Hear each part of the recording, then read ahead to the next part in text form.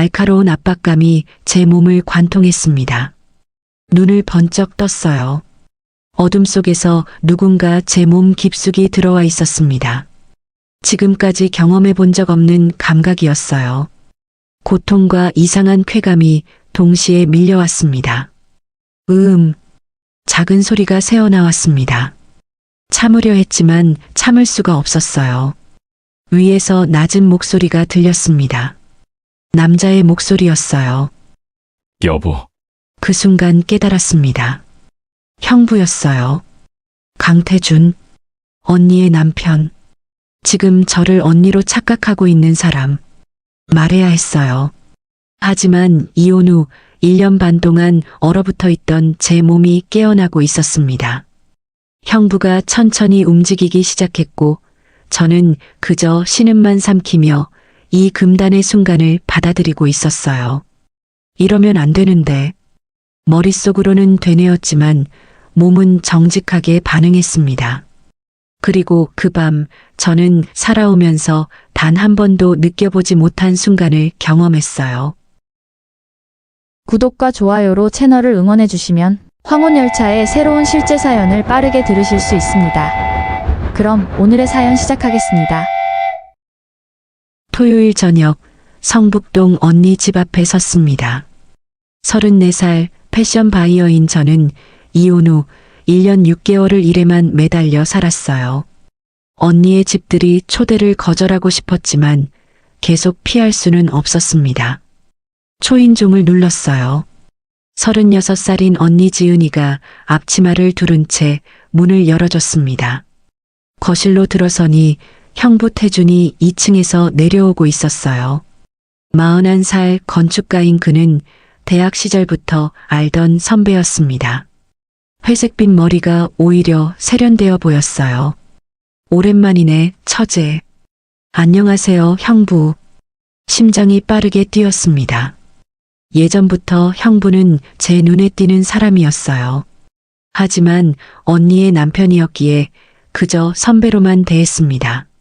식탁에 앉아 저녁을 먹었어요. 언니가 만든 스테이크와 형부가 따른 레드와인. 대화 중에 느껴졌습니다.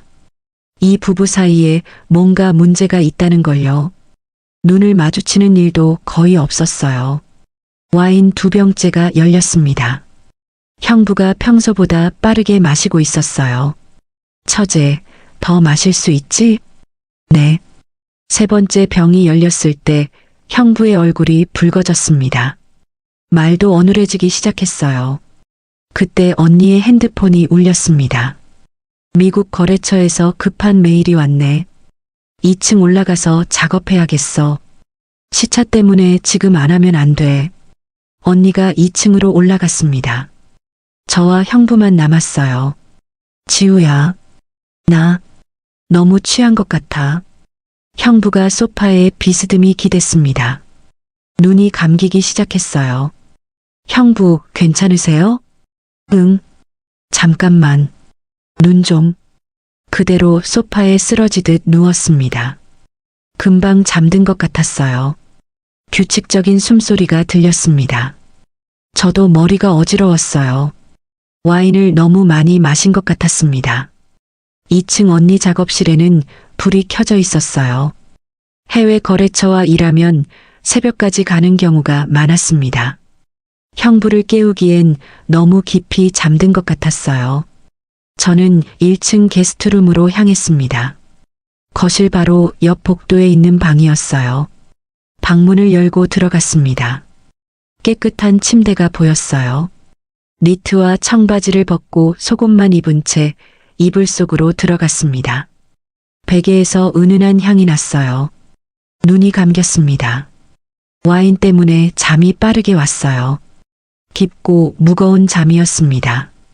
시간이 얼마나 흘렀을까요? 거실 소파에서 형부가 깨어났습니다. 비몽사몽이었어요. 술에 취해 의식이 흐릿했습니다. 눈을 제대로 뜨기도 힘들었어요. 침대에서 자야 하는데 비틀거리며 일어났습니다. 2층으로 올라가야 한다는 생각이 희미하게 들었지만 계단이 너무 멀게 느껴졌어요. 그때 바로 옆 복도에서 희미한 불빛이 보였습니다. 게스트룸 문이 살짝 열려 있었어요. 지은이가 여기서 자고 있나? 술에 취한 상태에서 착각했습니다. 평소 2층에서 자는 아내가 오늘은 1층에서 먼저 잠들었다고 생각한 거예요. 비틀거리며 그 방으로 향했습니다. 계단보다 가까웠으니까요. 문을 조심스럽게 열었습니다. 어둠 속에 누군가 자고 있는 게 희미하게 보였어요. 역시 지은이구나. 옷을 벗어 의자에 걸쳤습니다. 그리고 조심스럽게 침대에 누웠어요. 따뜻한 체온이 느껴졌습니다. 출장 다녀온 후 처음 아내와 같은 침대에 누운 거라고 생각했어요. 술에 취한 상태에서 향이 다르다는 것도 체형이 다르다는 것도 제대로 인식하지 못했습니다. 한편 2층 작업실에서 언니는 컴퓨터 앞에 앉아 있었습니다. 미국 거래처와 화상 회의가 길어지고 있었어요. 이 부분을 수정하면 어떨까요? 아니요. 다시 처음부터 해야 할 것 같은데요. 수정사항이 많았습니다. 자정이 넘어가고 새벽 1시가 되었어요. 언니는 여전히 작업에 몰두하고 있었습니다. 게스트룸에서 저는 깊은 잠에 빠져 있었어요. 희미한 의식 속에서 침대가 가라앉는 느낌이 들었습니다. 꿈인가? 누군가 옆에 누운 것 같았어요. 하지만 와인에 완전히 취해 있었습니다.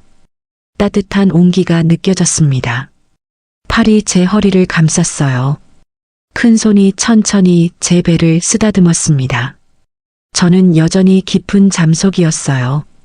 형부는 비몽사몽 상태에서 아내를 안고 있다고 믿었습니다. 일주일 만이었으니까요. 더 가까이 다가갔습니다. 입술이 제 어깨에 닿았어요. 목을 따라 올라왔고 귀를 스쳤습니다. 제 몸이 조금씩 반응하기 시작했습니다. 1년 반 동안 잠들어 있던 감각들이 깨어나는 것 같았어요. 손이 더 대담해졌습니다. 천천히 조심스럽게. 형부는 여전히 흐릿한 의식 상태였어요. 여보. 낮은 속삭임이 들렸습니다. 제 의식은 여전히 깊은 곳에 잠겨 있었어요. 생생한 꿈을 꾸는 것 같았습니다. 형부가 저를 돌려 눕혔습니다. 그리고 그 위로 올라왔어요. 입술이 제 입술에 닿았습니다. 무의식 중에 저도 반응했어요. 손이 제 몸을 더듬었습니다. 형부는 취기 속에서 아내와 함께 있다고 생각했습니다. 시간이 흘렀어요. 그리고 마침내 그 순간이 왔습니다. 날카로운 감각이 제 몸을 관통했어요. 눈을 번쩍 떴습니다. 어둠 속에서 누군가 제 안으로 들어와 있었어요. 지금까지 경험해 본 적 없는 감각이었습니다. 작은 소리가 새어나왔어요. 위에서 낮은 목소리가 들렸습니다. 여보. 그 순간 깨달았습니다. 형부였어요. 지금 저를 언니로 착각하고 있는 거였습니다. 말해야 했습니다. 하지만 1년 반 동안 얼어붙어 있던 제 몸이 깨어나고 있었어요. 형부가 천천히 움직이기 시작했습니다. 깊게, 조심스럽게. 고통이 무뎌지기 시작했어요. 대신 다른 감각이 밀려왔습니다. 억눌렀던 것들이 폭발하는 것 같았어요. 몸은 정직하게 반응하기 시작했습니다. 이러면 안 되는데. 형부잖아. 머릿속으로는 되뇌었지만 몸은 제 의지와 상관없이 움직였습니다. 허리가 들리고 숨이 거칠어졌어요. 형부의 움직임은 점점 깊어졌습니다. 여전히 취기 속에서 아내와 함께라고 믿으며요. 신음을 삼키려 했지만 계속 새어나왔어요. 형부는 더욱 깊이 움직였습니다. 시간 감각이 사라졌습니다. 다만 몸속 깊은 곳에서 뭔가가 올라오고 있다는 것만 느껴졌어요. 살아오면서 단 한 번도 경험하지 못한 감각이었습니다. 형부가 더욱 빨라졌어요. 호흡이 거칠어지고 땀이 흘러내렸습니다. 참을 수 없었어요. 그리고 그 순간이 왔습니다. 온몸을 관통하는 강렬함. 형부도 동시에 같은 순간을 맞이한 것 같았어요. 형부가 제 위에서 거칠게 숨을 몰아쉬었습니다. 그리고 천천히 옆으로 누웠어요. 여전히 저를 안고 있었습니다. 사랑해. 잘 자. 속삭임이 들렸습니다. 그리고 그의 호흡이 점차 고르게 변했어요. 다시 잠에 빠져드는 것 같았습니다. 저는 어둠 속에서 눈을 뜨고 있었어요. 방금 무슨 일이 있었던 걸까요? 하지만 몸의 감각은 생생했습니다. 몸속에 남아있는 흔적, 피부에 새겨진 손길, 빠르게 뛰는 심장. 모든 게 현실이었어요. 저는 방금 형부와 눈물이 흘러내렸습니다. 죄책감이 밀려왔어요. 하지만 동시에 부끄럽게도 제 몸은 아직 여운에 젖어 있었습니다. 2층에서는 여전히 언니가 작업하고 있었어요. 새벽 3시가 넘어가고 있었습니다. 창밖이 조금씩 밝아지기 시작했습니다. 곧 아침이 올 겁니다. 그리고 진실이 밝혀지겠죠. 모든 게 무너질 것 같았습니다. 새벽 6시 희미한 햇살이 창문으로 들어왔습니다. 저는 한숨도 못 잔 채 천장만 바라보고 있었어요. 형부는 여전히 제 옆에서 깊은 잠에 빠져 있었습니다. 술 때문인지 아주 깊이 잠들어 있는 것 같았어요. 천천히 고개를 돌렸습니다. 형부의 얼굴이 보였어요. 잠든 얼굴은 부드러워 보였습니다. 왜 하필 형부였을까? 가슴이 아팠습니다. 형부가 깨기 전에 방을 나가야 했어요. 하지만 그의 팔이 여전히 제 허리를 감싸고 있었습니다. 조심스럽게 팔을 들어 올리려던 순간이었어요. 형부의 눈이 떠졌습니다. 시간이 멈춘 것 같았어요. 그는 졸린 눈으로 저를 바라봤습니다. 처음엔 초점이 흐렸어요. 하지만 점차 제 얼굴이 선명하게 들어오기 시작했습니다. 표정이 변했어요. 눈이 커지고 입이 벌어졌습니다. 지우? 떨리는 목소리였습니다. 형부는 벌떡 일어나 앉았어요. 이불을 내려다보고 자신과 제 모습을 확인했습니다. 얼굴이 창백하게 변했습니다. 이게 무슨... 말을 잇지 못했습니다. 머리를 감싸 쥐고 침대 끝에 앉았어요. 저도 일어나 앉았습니다. 이불로 몸을 가리며 떨리는 목소리로 말했어요. 죄송해요. 저도 몰랐어요. 어떻게 이런 일이... 형부는 황급히 옷을 입기 시작했습니다. 손이 너무 떨려서 단추를 잠그는 것도 힘들어 보였어요. 저도 서둘러 옷을 입었습니다. 몸 곳곳이 욱신거렸어요. 여기가 게스트룸이었구나. 형부가 방을 둘러보며 중얼거렸습니다. 소파에서 잠들었던 것 같은데 취해서 기억이... 저도 처음엔 꿈인 줄 알았어요. 와인을 많이 마셔서 중간에 깨어난 거지? 형부가 조심스럽게 물었습니다. 네. 침묵이 흘렀습니다. 형부도 저도 다음 말을 찾지 못했어요. 지은이는 절대 알면 안 돼. 형부가 단호하게 말했습니다. 당연하죠. 언니가 알면 이건 사고였어. 나도 술에 취해서 방을 착각하고. 형부가 스스로를 설득하는 것 같았어요. 저도 고개를 끄덕였습니다. 그렇게 믿고 싶었어요. 씻고 나갈게요. 방을 나왔습니다. 복도는 조용했어요. 2층 언니 작업실 문이 닫혀 있었습니다. 화장실로 향했어요. 거울을 봤습니다. 처참한 모습이었어요. 헝클어진 머리, 충혈된 눈, 그리고 목에 남아있는 붉은 자국들. 찬물로 얼굴을 씻었습니다. 하지만 마음속의 열은 식지 않았어요. 거실로 나오니 형부가 소파에 앉아 있었습니다. 창밖을 바라보고 있었어요. 바로 그때 2층에서 발소리가 들렸습니다. 언니가 계단을 내려오고 있었어요. 우리는 화들짝 놀라며 거리를 벌렸습니다. 다들 일어났네? 언니가 내려왔습니다. 얼굴이 피곤해 보였어요. 언니, 밤새 일했어? 응. 거의 꼴딱 샜어. 오빠는 소파에서 잤어? 응. 술 많이 마셔서. 형부가 얼버무렸습니다. 지우야, 아침 먹고 갈 거지? 아니야. 급한 일이 생각나서 가봐야 해. 벌써? 서둘러 짐을 챙겼습니다. 언니가 현관까지 배웅했어요. 저를 안아줬습니다. 가슴이 찢어지는 것 같았어요. 자주 놀러와. 응, 언니. 차에 탔습니다. 시동을 걸고 출발했어요. 백미러로 언니가 손을 흔드는 게 보였습니다. 언니 집이 점점 멀어졌습니다. 그리고 참았던 눈물이 터져 나왔어요. 핸들을 잡은 채 울었습니다. 집에 도착했습니다. 샤워를 했어요. 뜨거운 물로 온몸을 씻었지만 감각은 남아 있었습니다. 침대에 누웠습니다. 피곤했지만 잠이 오지 않았어요. 눈을 감으면 어젯밤이 떠올랐습니다. 핸드폰이 울렸습니다. 언니였어요. 지우야, 집에 잘 들어갔어? 응. 어젯밤 재밌었지? 우리 자주 보자. 가슴이 찔렸습니다. 언니는 아무것도 모르고 있었어요. 응. 언니도 푹 쉬어. 전화를 끊고 천장을 바라봤어요. 언니, 미안해. 일주일이 지났습니다. 그 사이 저는 일에만 매달렸어요. 정신없이 움직였습니다.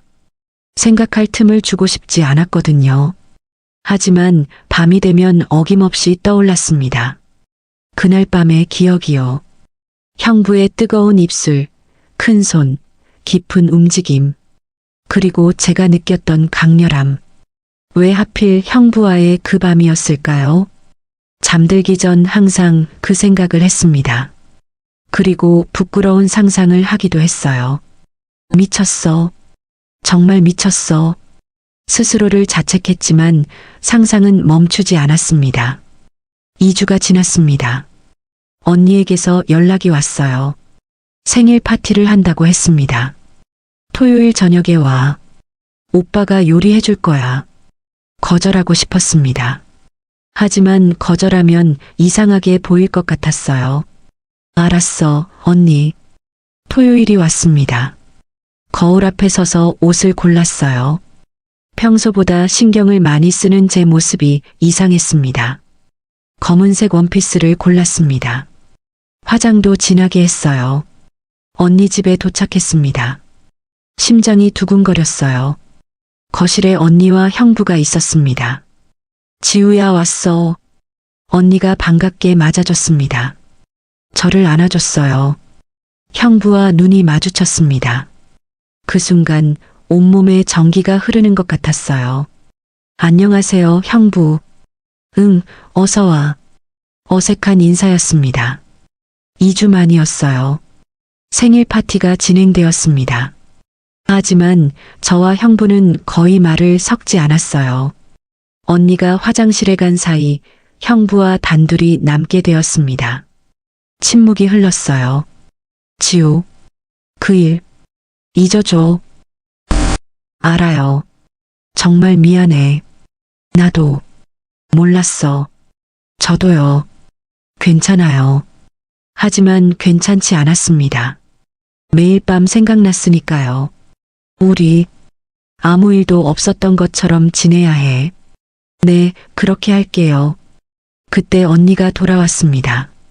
집으로 돌아오는 길 가슴이 답답했습니다. 형부를 보니 그날 밤이 더 선명하게 떠올랐어요.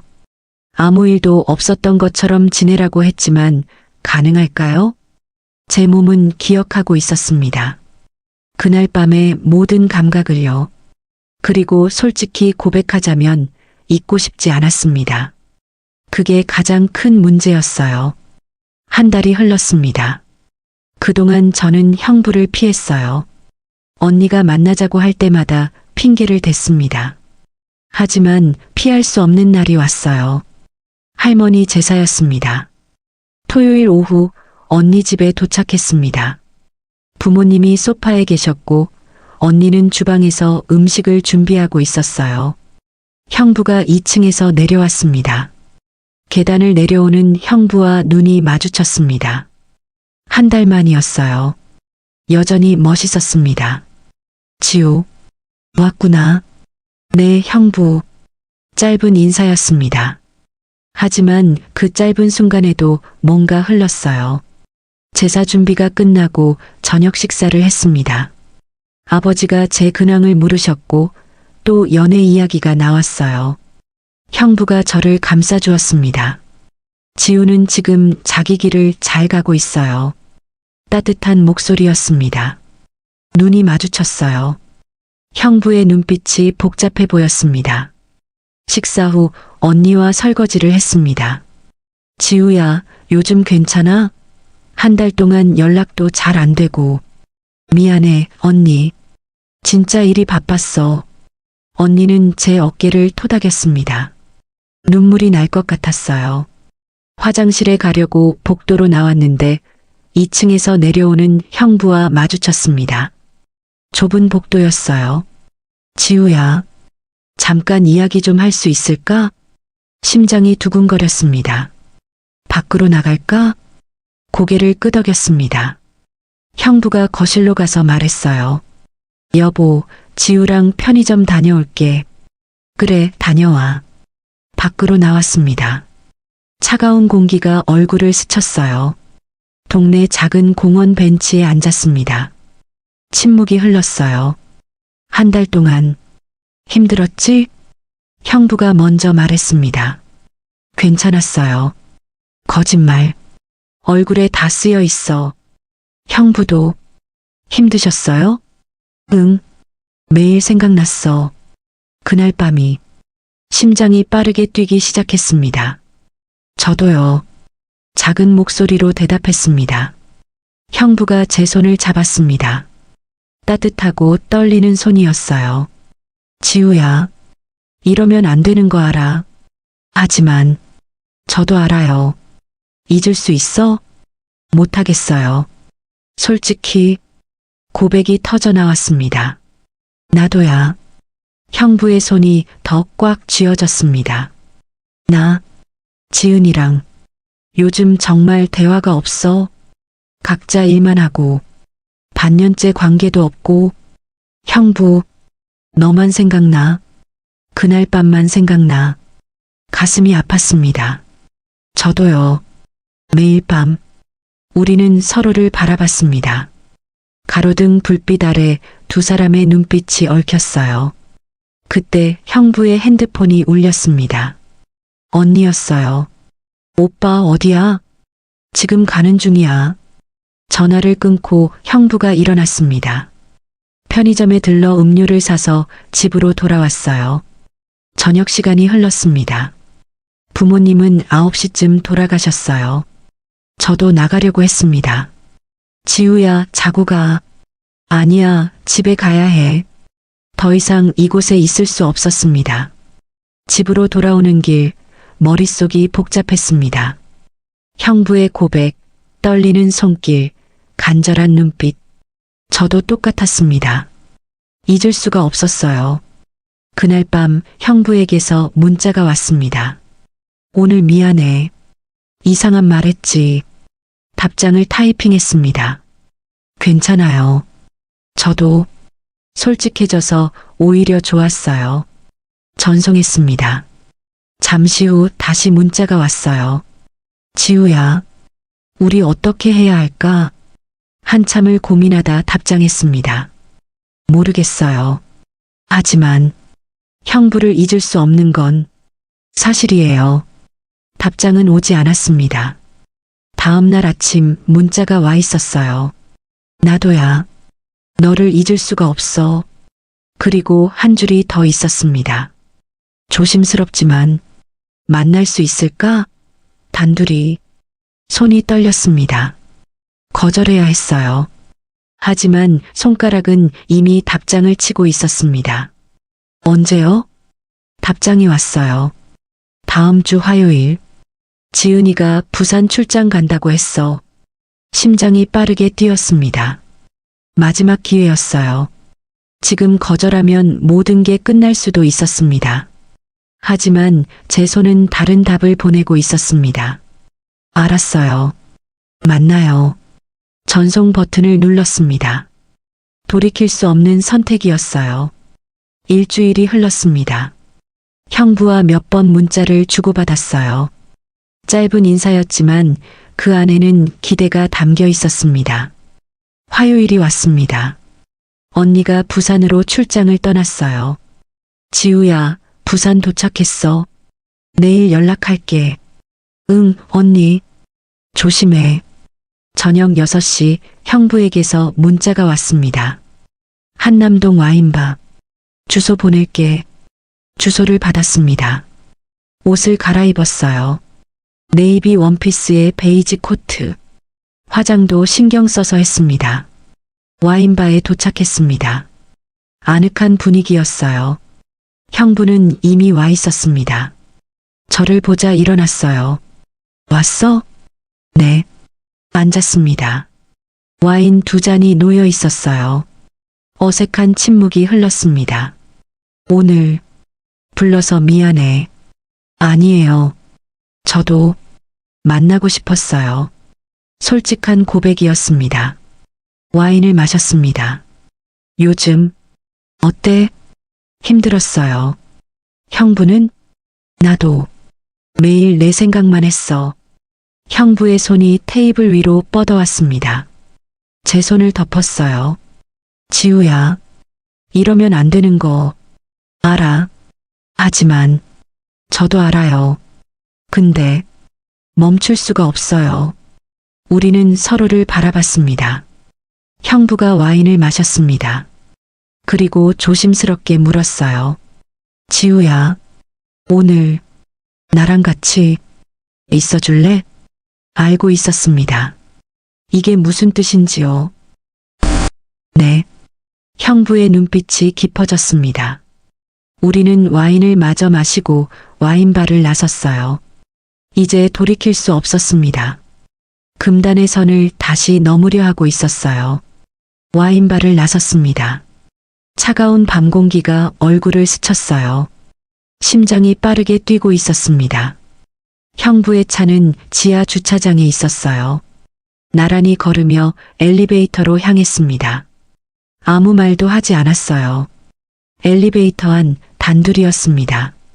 문이 닫히자마자 형부가 저를 벽에 기대게 했어요.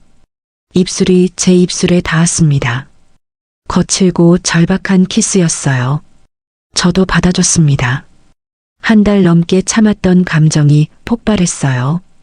형부의 목을 감싸며 더 깊이 키스했습니다. 엘리베이터가 도착했습니다.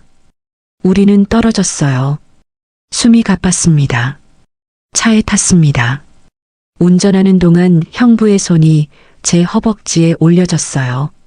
원피스 위로 천천히 쓰다듬었습니다. 형부, 참아. 조금만. 목소리도 떨리고 있었어요. 20분쯤 달렸을까요? 도착한 곳은 청담동의 한 오피스텔이었습니다. 형부의 개인 스튜디오라고 했어요. 엘리베이터에 올랐습니다. 15층이었어요. 이번에는 참지 못했습니다. 엘리베이터 안에서 다시 키스했어요. 형부가 저를 들어 올렸습니다. 벽에 기대게 하고 더욱 깊이 키스했어요. 소리가 새어나왔어요. 엘리베이터가 도착했고 형부는 저를 안은 채 현관으로 향했습니다. 스튜디오는 넓었습니다. 작업 테이블, 책장, 그리고 한쪽에 침대가 있었어요. 형부는 저를 침대에 내려놓았습니다. 잠시 멈췄어요. 서로를 바라봤습니다. 지우야, 정말 괜찮아? 형부가 조심스럽게 물었습니다. 대답 대신 저는 형부의 목을 끌어당겼어요. 다시 키스했습니다. 형부가 제 코트를 벗겼습니다. 천천히 부드럽게. 그리고 원피스 지퍼를 내렸어요. 옷이 바닥으로 떨어졌습니다. 형부도 옷을 벗었어요. 순식간이었습니다. 침대에 나란히 누웠습니다. 이번에는 달랐어요. 어둠 속이 아니었습니다. 서로의 얼굴을 보며 눈을 마주치며 모든 걸 의식하면서요. 형부의 손이 제 몸을 따라 움직였습니다. 목, 어깨, 허리. 천천히, 세심하게. 아름다워. 형부가 속삭였습니다. 부끄러웠지만 싫지 않았어요. 형부의 입술이 제 목을 따라 내려왔습니다. 쇄골, 가슴, 배. 뜨거운 키스가 피부에 흔적을 남겼어요. 소리를 참을 수 없었습니다. 1년 반 동안 얼어붙어 있던 몸이 완전히 깨어나고 있었어요. 형부가 올라왔습니다. 눈을 마주쳤어요. 깊고 뜨거운 눈빛이었습니다. 지우야, 사랑해. 심장이 멈추는 것 같았습니다. 형부, 더 이상 말할 수 없었어요. 형부가 제 안으로 들어왔으니까요. 고통과 쾌락이 동시에 밀려왔습니다. 그날 밤처럼 강렬했어요. 의식하고 있으니까 더 선명했습니다. 천천히 움직이기 시작했습니다. 깊게, 아주 깊게. 눈을 감지 않았어요. 서로를 보면서요. 형부의 표정이 보였습니다. 절박하고 간절한 표정이었어요. 지우야, 나 진짜 말을 잇지 못했습니다. 대신 더 깊이 들어왔어요. 저도 받아줬습니다.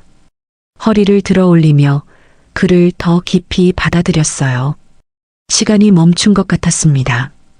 우리 둘만 존재하는 세상이었어요. 형부의 움직임이 빨라졌습니다. 호흡이 거칠어지고 땀이 흘러내렸어요. 지우야, 나, 곧, 저도요. 동시에 절정에 이르렀습니다. 온몸이 떨렸어요. 형부를 꽉 안으며 그 순간을 느꼈습니다. 형부도 깊은 숨을 내쉬며 제 위에 쓰러졌습니다. 거친 숨소리만 들렸어요. 한참 후 형부가 옆으로 누웠습니다. 하지만 여전히 저를 안고 있었어요. 지우야, 미안해. 이렇게 됐어. 형부 잘못 아니에요.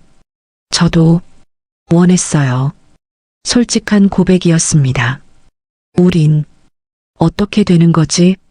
답할 수 없는 질문이었어요. 모르겠어요. 근데 지금은 그냥 이대로 있고 싶어요. 형부가 저를 더 꽉 안았습니다. 그렇게 한참을 누워 있었어요. 하지만 알고 있었습니다. 이게 끝이 아니라는 걸요. 잠시 후 형부의 손이 다시 움직이기 시작했어요. 다시 할래? 형부가 속삭였습니다. 대답 대신 키스로 답했어요. 그날 밤 우리는 3번을 더 했습니다. 멈출 수 없었어요. 억눌렸던 것들이 폭발하고 있었습니다. 새벽 2시쯤 되어서야 멈췄습니다. 둘 다 지쳐 있었어요. 형부의 품에 안겨 잠들었습니다. 편안했어요. 죄책감도 있었지만 동시에 행복했습니다. 이상했죠. 이렇게 잘못된 일인데 행복할 수 있다니. 다음 날 아침 눈을 떴습니다. 형부가 저를 내려다보고 있었어요. 잘 잤어? 응. 배고프지? 아침 먹으러 가자. 근처 조용한 카페로 갔습니다. 브런치를 시켜 먹었어요. 지우야, 우리 계속 볼 수 있을까? 형부가 조심스럽게 물었습니다. 계속요? 응. 나 어젯밤 한 번으로 끝낼 수 없을 것 같아. 저도 마찬가지였습니다. 저도요. 근데 언니는? 지은이는? 모르게 해야지. 절대 알면 안 돼. 죄책감이 밀려왔습니다. 하지만 멈출 수 없었어요. 조심해야 해요. 알아. 최대한 조심할게. 그날부터 우리의 비밀 관계가 시작되었습니다. 언니는 일주일에 2, 3일 정도 출장을 갔어요. 그 시간을 이용했습니다. 형부의 스튜디오에서 만났어요. 때로는 제 집에서, 때로는 조용한 호텔에서요. 일주일에 두세 번씩 만났습니다. 낮에는 남남처럼, 밤에는 연인처럼. 가족 모임에서 마주칠 때가 가장 힘들었어요. 언니 앞에서 아무렇지 않은 척해야 했으니까요. 하지만 동시에 짜릿했습니다. 비밀을 공유하는 것, 들킬 듯 말 듯한 긴장감. 한 달이 흘렀습니다. 관계는 점점 깊어졌어요. 처음엔 단순히 끌림이었습니다. 하지만 시간이 갈수록 달라졌어요. 만날 때마다 이야기를 나눴습니다. 형부의 꿈, 좌절, 외로움, 저의 상처, 두려움, 갈망, 서로의 내면을 알아가기 시작했어요. 지은이랑은 어때? 어느 날 물었습니다. 솔직히 말하면 반년 전부터 관계가 없었어. 대화도 거의 없고. 반년이나? 응. 지은이는 일만 해. 같은 집에 살지만 남남 같아. 쓸쓸한 목소리였습니다. 나도 그랬어. 전 남편이랑. 그래서 이혼했고. 응. 외도도 있었고. 더 이상 버틸 수 없었어. 형부가 저를 안아줬습니다. 미안해. 힘들었겠다. 괜찮아요. 이제 지난 일이에요. 지우야. 너 만나면서 다시 살아난 것 같아. 가슴이 두근거렸습니다. 저도요. 형부 만나면서 다시 웃게 됐어요. 키스했습니다. 깊고 달콤한 키스였어요. 그리고 다시 얽혔습니다. 2달째 접어들었습니다. 어느 날 형부가 말했습니다. 지우야, 주말에 여행 가지 않을래? 여행? 둘이? 응. 강원도 쪽으로. 조용한 펜션 예약했어. 위험했습니다. 하지만 거절할 수 없었어요. 좋아요. 언니에게는 회사 워크숍이라고 거짓말했습니다. 형부는 건축 세미나라고 했어요. 금요일 저녁 형부의 차를 타고 강원도로 향했습니다. 설레었어요. 펜션은 한적한 산속에 있었어요. 주변에 아무것도 없었습니다. 방에 들어서자마자 키스했습니다. 옷을 벗으며 침대로 향했어요. 그날 밤 우리는 4번을 했습니다. 다음 날 아침 늦게 일어났습니다. 형부가 아침을 준비해줬어요. 오후에는 근처를 산책했습니다. 손을 잡고 걸었어요. 자유로웠습니다. 지우야, 이렇게 계속 살 수 있다면 좋을 텐데. 무슨 뜻이에요? 그냥 너랑 이렇게 평범하게 사는 거 숨기지 않고. 가슴이 아팠습니다. 불가능한 꿈이었으니까요. 그럴 수 없잖아요. 알아. 근데 가끔 상상해. 눈물이 날 것 같았습니다. 저도 가끔 그런 생각해요. 서로를 안았습니다. 오래오래요. 일요일 저녁 서울로 돌아왔습니다. 형부가 저를 집 근처에 내려줬습니다. 조심히 들어가. 차에서 내려 걸어가는데 핸드폰이 울렸습니다. 언니였어요. 지우야, 워크숍 잘 다녀왔어? 응, 잘 다녀왔어. 나도 막집 들어왔어. 형부도 세미나 다녀왔대. 우리 셋 다 바쁘네. 가슴이 찔렸습니다. 언니는 아무것도 모르고 있었어요. 그러게. 언니 푹 쉬어. 전화를 끊고 한숨을 쉬었습니다. 죄책감이 밀려왔어요. 주말 내내 형부와 함께 있으면서 한 번도 언니를 생각하지 않았습니다. 아니, 생각하지 않으려고 애썼어요. 하지만 이제 현실이었습니다. 우리가 하고 있는 건 불륜이었습니다. 가족을 배신하는 일이었어요. 집에 들어가 거울을 봤습니다. 목에 형부가 남긴 자국이 보였어요. 얼굴은 행복해 보였습니다. 이상했어요. 이렇게 잘못된 일을 하면서 행복할 수 있다니. 하지만 멈출 수 없었습니다. 이미 너무 깊이 빠져버렸으니까요. 석 달이 흘렀습니다. 우리의 관계는 계속되고 있었어요. 일주일에 2~3번, 때로는 매일 만났습니다. 형부의 스튜디오, 제 집, 조용한 호텔. 장소는 달랐지만 우리의 열정은 식지 않았어요. 하지만 동시에 죄책감도 커지고 있었습니다. 가족 모임이 있을 때마다 가슴이 찢어지는 것 같았어요. 어느 날 저녁 형부의 스튜디오에서였습니다. 침대에 나란히 누워 있었어요. 지우야, 이대로 계속 갈 수 있을까? 무슨 말이에요? 우리 언제까지 이렇게 숨어서 만날 수 있을까? 언젠가는 들키지 않을까? 가슴이 철렁했습니다. 조심하면 괜찮을 거예요. 하지만 지은이가 눈치챌 수도 있어. 내가 요즘 달라졌다는 걸. 달라졌다고요? 응. 예전보다 표정이 밝아졌대. 뭔가 좋은 일 있냐고 물어보더라. 순간 숨이 막혔습니다. 나도 무서워요. 하지만 형부를 포기할 수도 없어요. 나도야. 너 없이는 못 살 것 같아. 우리는 한참을 그렇게 안고 있었습니다. 며칠이 지났습니다. 언니에게서 전화가 왔어요. 목소리가 조금 이상했습니다. 지우야, 내일 저녁에 우리 집으로 와. 중요한 이야기가 있어. 무슨 이야기인데? 오면 알아. 꼭 와야 해. 뭔가 심상치 않았습니다. 다음 날 저녁 언니 집에 갔습니다. 거실에 언니와 형부가 앉아 있었어요. 둘 다 심각한 표정이었습니다. 가슴이 철렁했어요. 들킨 걸까요? 앉아, 지우야. 언니가 말했습니다. 저는 조심스럽게 소파에 앉았어요. 언니가 형부를 바라봤습니다. 그리고 제 손을 잡았어요. 그런데 표정이 설레는 것 같았습니다. 지우야, 너한테 먼저 말하고 싶었어. 뭔데, 언니? 언니가 미소 지었습니다. 나 임신했어. 세상이 멈춘 것 같았습니다. 뭐라고? 임신 8주야. 어제 병원에서 확인했어. 머릿속이 하얘졌습니다. 형부를 봤습니다. 형부도 복잡한 표정이었어요. 축하해. 언니. 얼굴에 억지 미소를 지었습니다.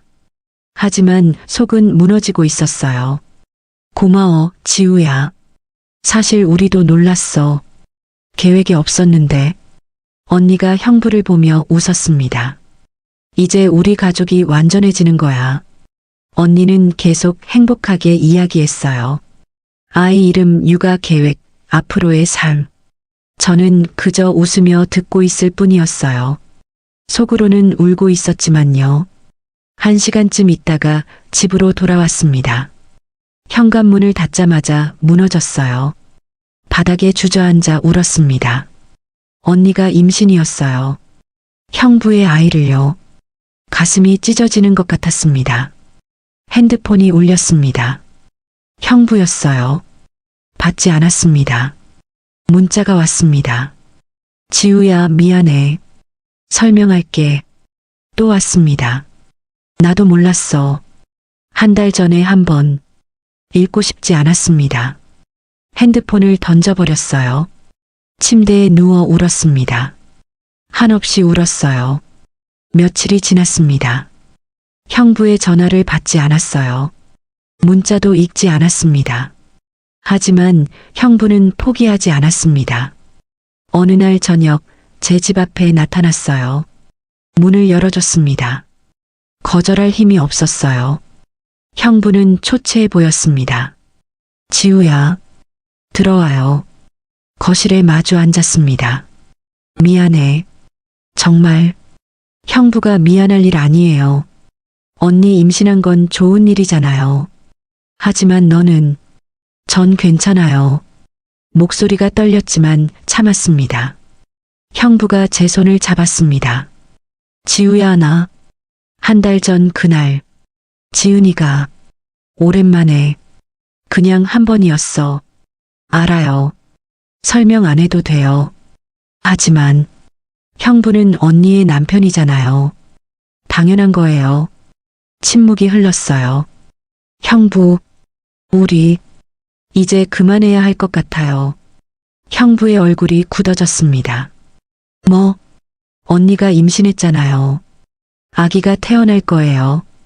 형부는 아빠가 되는 거잖아요. 하지만 형부는 언니 곁에 있어야 해요. 태어날 아기의 아빠가 되어야 하고요.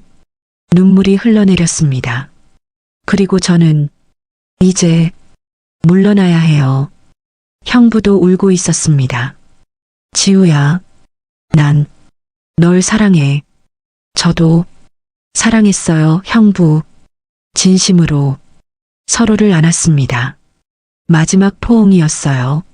하지만 이게 우리가 할 수 있는 최선이에요. 오래오래 안고 있었습니다. 이제 가세요. 언니 기다릴 거예요. 지우야. 가요, 형부. 제발. 형부는 일어났습니다. 문 쪽으로 걸어갔어요. 지우야, 너 행복해야 해. 꼭. 형부도요. 언니랑 아기랑 행복하게 살아요. 문이 닫혔습니다. 형부가 떠났어요. 그리고 저는 바닥에 주저앉아 울었습니다. 일주일이 지났습니다. 형부에게서 연락이 없었어요. 저도 연락하지 않았습니다. 끝난 거였습니다. 언니에게서는 매일 연락이 왔어요. 임신 소식, 병원 검진 결과, 모두 행복한 이야기들이었습니다. 지우야, 다음 주에 병원 검진 있는데 같이 갈래? 미안, 언니. 그날 출장 있어서 거짓말이었습니다. 한 달이 지났습니다. 회사에서 해외 발령 제안이 들어왔어요. 프랑스 파리 지사로 3년 파견이었습니다. 평소 같았으면 고민했을 거예요. 하지만 지금은 달랐습니다. 바로 수락했습니다. 떠나야 했어요. 이곳에서, 이 모든 기억에서, 형부에게서요. 한 달 후 출국이었습니다. 출국 일주일 전 가족 모임이 있었습니다. 언니의 임신 축하 모임이었어요. 가고 싶지 않았지만 가야 했습니다. 마지막 일 테니까요. 언니 집에 도착했습니다. 부모님도 와 계셨어요. 언니는 배가 조금 나와 있었습니다. 임신 16주였어요. 행복해 보였습니다. 형부도 있었어요. 저와 눈이 마주쳤지만 재빨리 돌렸습니다. 한 달 만에 보는 거였어요. 형부도 많이 수척해 보였습니다. 자리에 앉아 웃으며 대화에 참여했어요. 모두 밝은 이야기들이었습니다. 식사 후 제가 말했습니다. 저 말씀드릴 게 있어요. 모두가 저를 봤습니다. 다음 달에 프랑스로 발령받았어요. 3년 동안이요. 뭐, 프랑스?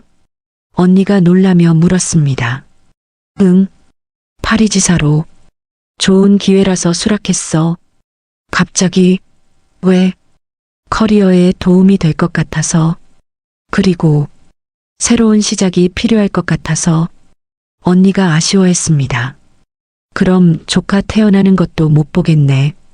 화상으로 볼게. 자주 연락할게. 부모님도 서운해 하셨지만 응원해 주셨어요. 형부는 아무 말도 하지 않았습니다. 그저 고개만 숙이고 있었어요. 집으로 돌아가기 전 형부와 잠시 단둘이 남게 되었습니다. 테라스에서였어요. 파리로 가는 거 진짜야? 응. 나 때문이지? 아니야. 정말 좋은 기회야. 거짓말이었습니다. 지우야. 미안해. 형부, 이제 그만해요. 다 지난 일이에요. 잊을 수 있을까? 잊어야죠. 형부도 저도 침묵이 흘렀습니다. 행복해, 지우야. 형부도 언니랑 아기랑 행복하게 살아요. 마지막으로 눈을 마주쳤습니다. 형부의 눈에 눈물이 고여 있었어요. 안녕히 가세요, 형부. 응, 잘 가. 테라스를 떠났습니다. 뒤돌아보지 않았어요. 한 달 후 공항에 섰습니다. 언니와 부모님이 배웅 나왔어요. 형부는 없었습니다. 자주 연락해. 응, 언니. 몸 조심하고 언니를 안았습니다. 사랑해, 지우야. 나도. 언니. 눈물이 날 것 같았지만 참았습니다. 출국장으로 들어갔습니다. 돌아보니 언니가 손을 흔들고 있었어요. 저도 흔들어줬습니다. 그리고 완전히 돌아섰습니다. 비행기에 탔습니다. 창밖으로 서울의 불빛이 보였어요. 점점 멀어지고 있었습니다. 눈물이 흘러내렸습니다. 지난 석 달이 주마등처럼 지나갔습니다. 형부와의 첫 번째 밤, 스튜디오에서의 만남들, 강원도 여행, 그리고 이별. 모든 것이 꿈 같았어요. 금단의 꿈이었습니다. 하지만 끝났어요. 이제 새로운 시작이었습니다. 비행기가 이륙했습니다. 서울이 점점 작아졌어요. 마지막으로 생각했습니다. 안녕, 형부. 사랑했어요. 하지만 이제 잊을게요. 창밖을 바라봤습니다. 구름 위로 올라가고 있었어요. 새로운 하늘이었습니다. 3년이 흘렀습니다. 파리에서의 삶은 바쁘지만 평온했어요. 일에 집중했고 천천히 치유되고 있었습니다. 가끔 서울 생각이 났습니다. 언니, 부모님, 그리고 형부. 하지만 이제는 아프지 않았어요. 그냥 지나간 기억일 뿐이었습니다. 어느 날 언니에게서 영상 통화가 왔습니다.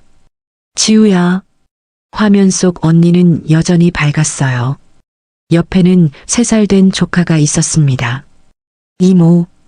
조카가 손을 흔들었어요. 귀여웠습니다. 우리 조카 많이 컸네. 그치? 완전 개구쟁이야. 언니가 웃었습니다. 행복해 보였어요. 형부는? 회사. 요즘 바쁘대.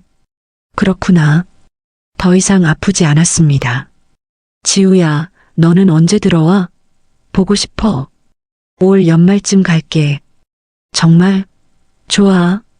통화를 마치고 핸드폰을 내려놓았습니다. 창밖을 바라봤어요. 파리의 저녁 하늘이었습니다. 아름다웠어요. 그날 밤의 기억은 아직도 선명했습니다. 하지만 이제는 괜찮았어요. 후회하지 않았습니다. 잘못된 사랑이었지만 그래도 사랑이었으니까요. 그리고 그 사랑은 저를 더 강하게 만들어줬습니다. 이제 저는 다시 사랑할 준비가 되어 있었어요. 금단의 사랑은 끝났습니다. 하지만 제 인생은 계속되고 있었어요. 그리고 그걸로 충분했습니다. 오늘 사연은 여기까지입니다. 무료 구독과 좋아요를 꾹 눌러주시면 황혼열차의 기가 막힌 다음 사연들을 좀 더 빠르게 들으실 수 있습니다. 그럼 오늘도 건강하고 행복하세요.